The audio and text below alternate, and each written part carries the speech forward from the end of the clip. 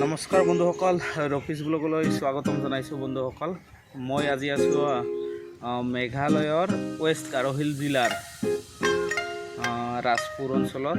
তো বন্ধুসকল, ইয়াত এই যে সন্মুখত আপোনালোকে দেখিছে মোৰ পিছফালে, তো বন্ধুসকল ইয়াত আছে এখন সোণৰ খনি, যিখন এৰিয়া অলৰেডি চৰকাৰে প্ৰটেক্ট কৰি ৰাখিছে। তো মই ইয়াৰ দৃশ্য আপোনালোকক দেখুৱাম, আপোনালোকে চাব।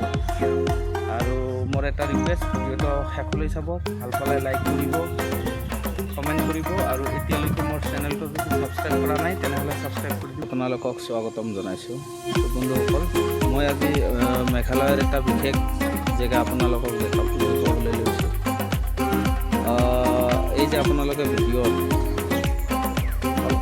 এখন সৰু পাহাৰৰ দৰে এই ঠাইডোখৰ যে দেখিছে, এইখনে হ'ল মেঘালয়ৰ এখন সৰু সোণৰ খনি। চাওক,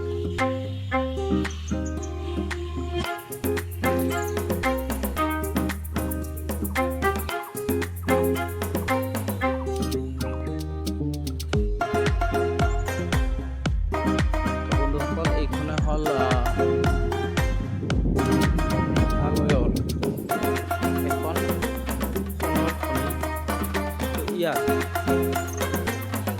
এইটো মনুমেণ্ট বুলি লিখিছে, কীৰ্তিচিহ্ন বুলি, কিন্তু এইটো ভালদৰে লিখাটো ধৰিব পৰা নাই, হৈ আছে লিখাটো।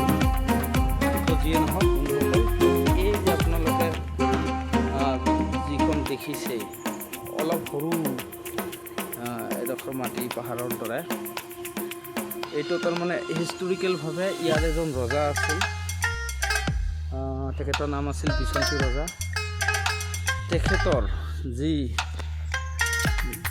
কুকুৰ ধন, তেখেতৰ যিমান সোণ মণিমুকুতা যি আছিল, এইডোখৰ ঠাইত তেখেতে ৰাখিছিল, যাৰ বাবে এইখনক চৰকাৰে প্ৰটেক্ট কৰি ৰাখিছে। আৰু কিছুমান বিশেষ মতে গম পোৱা মতে এইডোখৰত যিখিনি সোণ আছে সেইখিনি এতিয়াও মেচুৰেট পৰ্যায়ত নাই, বা এইখিনি এতিয়াও শোধন কৰিব পৰা নাযাব, আৰু বহুত বছৰলৈকে ৱেইট কৰিব লাগিব।